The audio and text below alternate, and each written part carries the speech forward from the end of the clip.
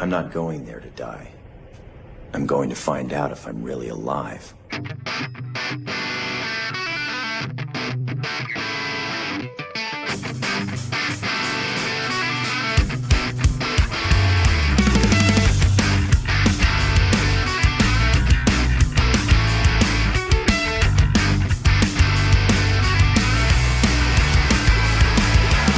Well, howdy hi there! Welcome to episode 3 of the Every Gen Hardcore Nuzlocke. I'm Chev, of the Ailer variety, and today we're going to be continuing on our trek through Generation 1. In the last episode, we had to say goodbye to our good dear friend Swoos, who died thanks to completely unpreventable circumstances. But we also made lots of new friends like Stairfax and Bertha, on top of also evolving some of our other companions like Big Al. We were also able to clear Erica and Koga's gyms, and where we last left off, we made it through the Safari Zone, completely catchless. It's now time for us to clear the next phase of this game, the Silphco. So apparently this big megacorp has been taken over by Team Rocket, and instead of, law enforcement doing anything about it, it's apparently up to us, a miner, to take care of it. I guess the police are too busy shaking people down for their water bottles to put a stop to this. Well, someone's gotta do it, I guess. I begin the arduous task of navigating through the maze that is Silphco headquarters, this time without any kind of map or guide. I'm just blind feeling it, baby! I try to give Zarded a chance to show his stuff against some of these grunts, but like a red-headed middle child, he continues to disappoint. Seriously, why do you still only know Ember? He does learn Slash, which okay, good for you I guess, but Shroosh learned that 2 episodes ago. Am I supposed to be impressed? Meanwhile, we got everyone's favorite Pokemon, Sabrina Carpenter here, tanking self-destructs like a damn Giga Stacy. God, I love women. I then end up having what is quite possibly the weirdest fight I've ever had in all the times I've played Gen 1. We fight this juggler who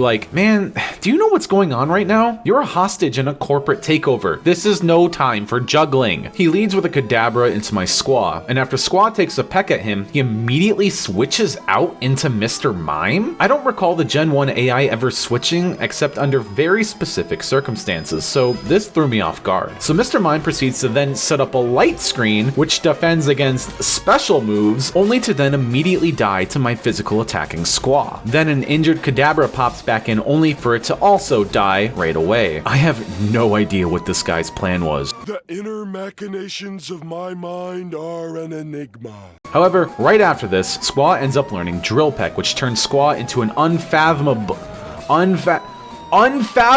force of nature. While we're going through the motions of clearing out the rest of these trainers, which there is a lot of, I think now is a good time to start talking about a little theory I crafted years ago. As I mentioned previously with the old lore, I had to play Gen 1 3 times. Through those playthroughs, I learned something about these games, and that is that Gen 1 is baby stupid easy. Seriously, you can get the same team of super strong Pokemon very consistently, and that's mostly due to how many static encounters or gifted Pokemon there are. This takes out a lot of the uncertainty that exists within a Nuzlocke and makes it a lot easier to pre-plan your runs. Upon this realization, I crafted what I like to call the Gen 1 theorem. The Gen 1 theorem is a set of specific win conditions that I identified as being the main roadblocks you need to overcome in order to beat a Gen 1 Nuzlocke. Okay, I know that's not exactly what a theorem is, but it sounds cool to me, okay? So anyways, if you really boil down Gen 1 to its bare essentials, you're left with 3 main win conditions, and they all exist in the second half of the game. In order of least to most important, the 3 win conditions are: number 1, have a plan to beat Lorelei; number 2, have a plan to beat Lance; and number 3, the most important one, you have to defeat 4 Alakazams on separate occasions. Pretty much every other part of the game can be easily cruised through, but in my experience, these are the things that actually give me pause and make me have to stop and plan for. Lorelei and Lance won't be relevant until the very end of the game, but the Alakazams are about to start popping up soon. As we've already seen by way of us having one, Alakazam is a fucking monster. It's fast, has powerful moves, is a psychic type, and because the special stat acts as both an offensive and defensive stat, it means Alakazam has decent bulk as well. There are 4 Alakazams that you are required to fight throughout the game, and they're no laughing matter. In fact, we're but moments away from facing our first one. Spoiler alert, Blue is in this building waiting for us, and he finally evolved his Kadabra. This fight is going to be the first real test of this run. So anyways, checking back in on our Silphco progress progress, we find the key card, which really helps open up the map. Oh, and a side note, Zarded is finally fully evolved into Charizard, I guess. Cool. Call me when you get an actual good fire move. We find a lot of very useful items, and we also bump into a woman who hands us a bomb. Among these treasures, we pick up the always sought after Earthquake TM, which we immediately put on Sabrina because she just deserves it. God, you stay shiny, Sabrina, okay? You stay shiny! Speaking of Pokemon that deserves things, we find a Swords Dance TM, which is a great setup move, but only Zarded can learn it. But if you ask me, I don't think he's earned it yet. At this point though, I can't help but look at my team and start to think that we're hitting critical mass. Okay, so like, we've been walking around for a while now, and I have no idea where I'm going. I haven't done Silph Co in a few years, so I'm a bit rusty, but I don't remember it being this confusing. I start methodically combing through every inch of the building, floor by floor, only to eventually discover the teleporter I was looking for was just on the 3rd floor this entire time. After some quick prep, I confront Blue, our first win condition. Man, why am I getting a chill right now? Just like last time, I lead with ICPM into Pidgeot. It goes exactly like last time as well. Next up is Growlithe, who gets hit with Sabrina's shiny new Earthquake. Gosh, she's just so shiny! Next up is Eggs. Squall gets swapped into a Leech Seed, which he ignores and drill pecks the shit out of it. Oh my god, what the fuck was that? And with that comes the big bad Alakazam. This is by far the weakest Alakazam we'll be facing, but it's still not something to be taken lightly. However, Squall is a higher level than Alakazam, and we have the Koga Speed Badge boost, so I'm decently confident in his ability to outspeed, and Alakazam does have one weakness: paper thin physical defense. I hit the drill peck button, and just like that, Squad deletes the first of 4 Alakazams. We're one step closer to beating Gen 1.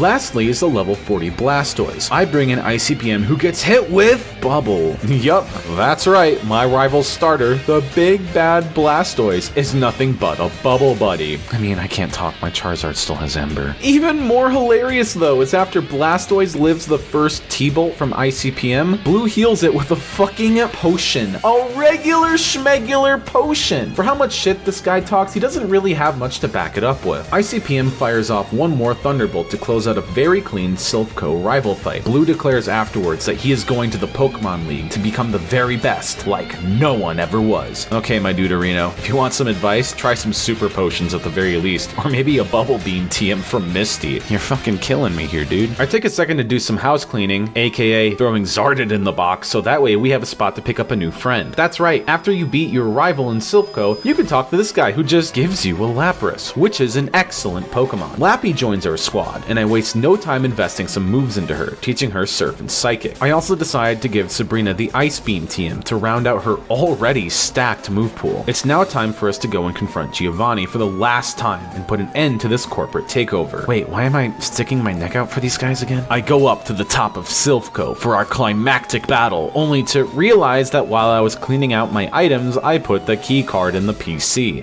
Be right back.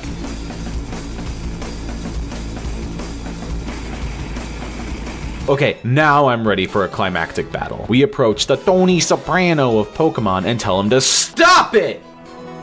Now! Despite this, he insists on fighting, so I have no choice but to sick Big Al on him. And like the mafia hitman he is, he whacks Giovanni's whole team. It's over in but a moment, just like the end of Sopranos. Giovanni declares this isn't over before scuttling off into the shadows, never to be seen again. We check in with the CEO of Silph Co, who, after we just saved his company and potentially his life, immediately flaunts his wealth in our face. I'm beginning to remember why I hate rich people. I grit my teeth and hold back up "Free Luigi!" just long enough for him to give us a Master Ball as thanks. The next step for us is now obvious. It's time for the 6th gym. Okay, I guess the next step isn't that obvious because we still have to finish the fighting dojo. You return to face the master of this Karate McDojo only for Big Al to wipe the floor with him. He begs us not to take his badge, as it would bring him great shame, and to instead take one of his 2 prized Pokemon. I find this display pathetic and decide to humiliate him even further by taking nothing from him. You don't have anything of value to me, mongrel. With that, now it's finally time to start making our way through Sabrina's gym. Squaw is a powerhouse here, tearing through the trainers one by one. They all just have frail Pokemon like Kadabras, Ghastlies, and Haunters. Oh my. There's the occasional Slowbro that makes me wary, but ultimately they don't end up being too much trouble. We spend a very normal amount of time trying to figure out how to get to Sabrina, so while we're doing that, I think now would be a good time to mention that Sabrina is, by far, the strongest gym leader in the game. She has one of the 4 dreaded Alakazams, and her team is made up of Psychic-type Pokemon, except for the one random Venomoth, I guess. Psychic types in general are busted. They are only weak to Bug-type, and Bug-types are pretty starved for any good moves in Gen 1. I don't have a very specific plan for Sabrina currently. I think I'm just gonna lead with Squawk to see how much of her Pokemon she can clear before Alakazam comes in. Then I'll switch into Bertha or Lappy and have them work on the Alakazam. We'll just have to cross our fingers and hope that works. I finally find the room she's in and we begin our fated duel. Damn, Sabrina just letting her freak flag fly, I guess. Good for you. Squaw starts us off strong with a crit one-shot on her Kadabra. Next up is Mr. Mime. It lives the first drill peck from Squaw, just barely, but that ends up just making her use a hyper potion. On the second drill peck, we end up getting a higher damage roll, killing it. Next is Venomoth. You can guess how that goes. That leaves only one Pokemon left, Alakazam. So here's the predicament we're in. I want to pivot into one of my bulkier Pokemon like Bertha or Lappy, who can take special hits and fire back a physical move. The issue is because Alakazam has such a high base speed, there's a decent likelihood that it will land a critical hit when I switch. This could put me in a position where I could lose one of my other major players, and I just don't know if I'm willing to take that risk. I only see one safe play. Unfortunately, I have to sack Squaw to get a clean switch. Maybe Squaw will survive and get a hit off, but it's not super likely, and even then, Squaw will still have to be sacrificed. With a heavy heart, I make my choice. I select Drill Peck and wait, what? Wait, Squaw sped? And he crit one shot? Now hold on. That's something he can do? Oh my god, Squaw, I'm so sorry I tried to sacrifice you again. I should have never doubted you, but what the fuck just happened? Squaw is the same level as Alakazam, and Alakazam has a base speed of 120 versus Fearo's 100. We have Badge Boost, but that only accounts for a 12.5% increase. Pasta a la Gen 1?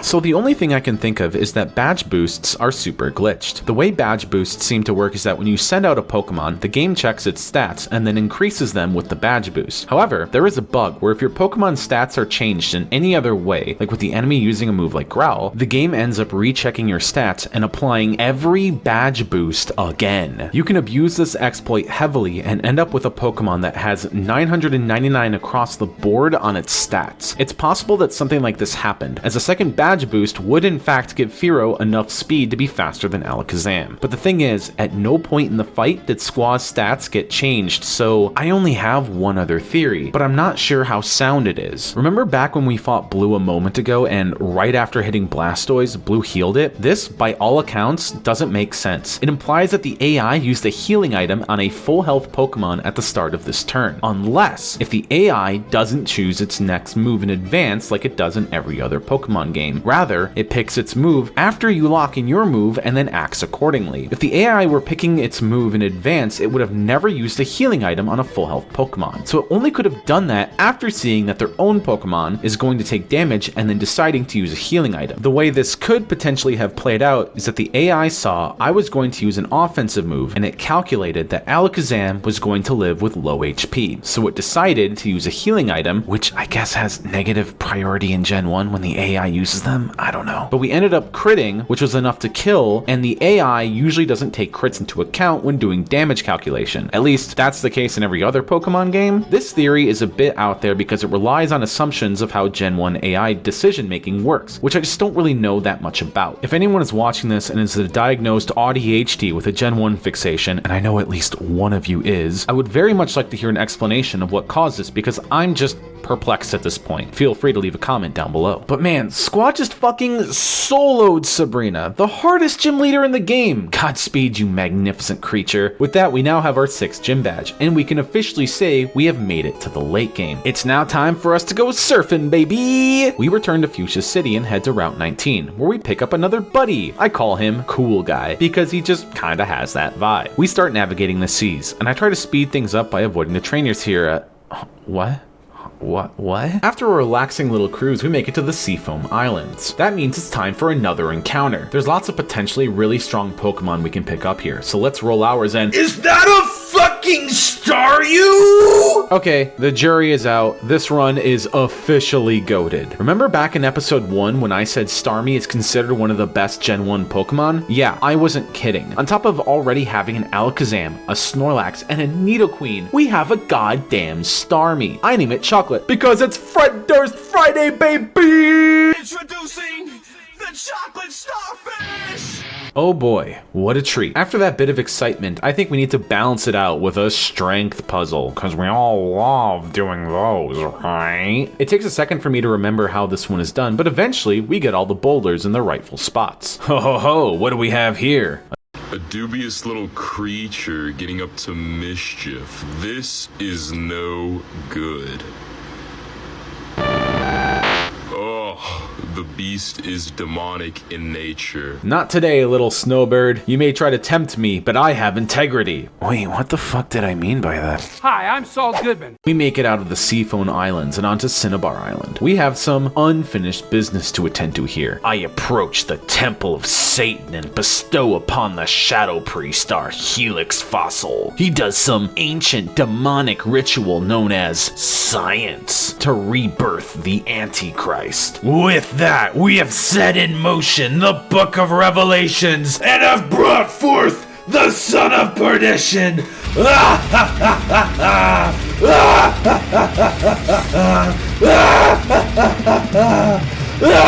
Just kidding, he goes in the box. Before we can take on the next gym, we have to go through the Pokemon Mansion, another part of the game that I just... Ooh. We encounter a Ponyta, which itself isn't a very good Pokemon, but we could actually trade it for a seal if we wanted to. Oh, never mind. I killed it. Moving on. We meander our way through this creepy place and fight off some burglars! Also throughout this building, someone just left their Pokemon pregnancy fetish fanfic journals laying around. Surprisingly not the most degenerate Pokemon fanfic I've ever read. We also find a ton of really good items. I can see why the burglars are here. And that's when I had the realization. I came in here to fight the burglars, but if I am looting the items as well, am I also just a burglar too? Ooh, a Blizzard TM. What was I thinking about again? So we make it to the end of the mansion and find the key to the 7th gym. It's time to start making our way through it. Well, at least it would be if I could figure out how to make it out of this stupid fucking mansion, god damn it! Okay. Finally made it. So Blaine's gimmick here is you have to answer trivia questions, and if you get them wrong, you have to fight a trainer. I could totally answer all of these questions if I really wanted to, but because I can't read, I opt to just take on all the trainers. Sabrina makes short work of everyone because she's so shiny! After wrecking our way through these poor souls, we make it to Blaine, and oh god, why does he look like that? We go to challenge him and fuck. Guys, I think I messed up real bad. I didn't bring any burn heals.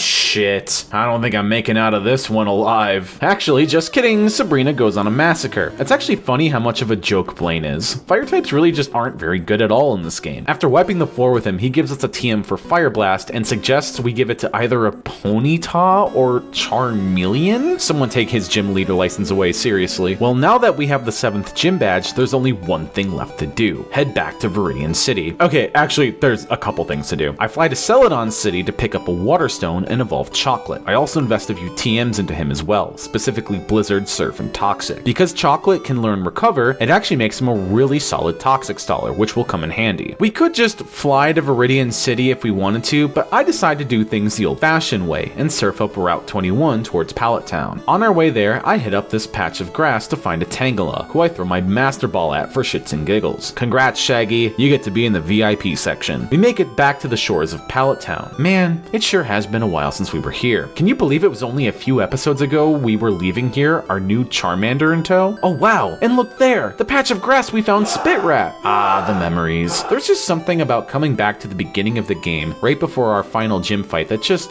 feels right. We talk to the old man who was previously guarding the door, and he informs us that the gym leader has returned. We walk inside and, are those the Spinny Boys from the Rocket Hideout? What are they doing here? The gym has a variety of trainers in them. Some of them are pretty kinky too. They don't seem to have a rhyme or reason to what type they are. I give Chocolate Starfish a chance to show his stuff, but this Nidoking had other ideas and crits him. Oh well, maybe next fight. We clear out all the trainers and what? Huh? How could this be? You're telling me Giovanni was the leader this whole time? Oh my god, this is such a big plot twist, guys. I never saw this coming. Giovanni talks some shit, saying he's the greatest, and our battle begins. I call into question his previous claim by letting Chocolate Starfish solo his entire team effortlessly. Giovanni then claims it was an intense match.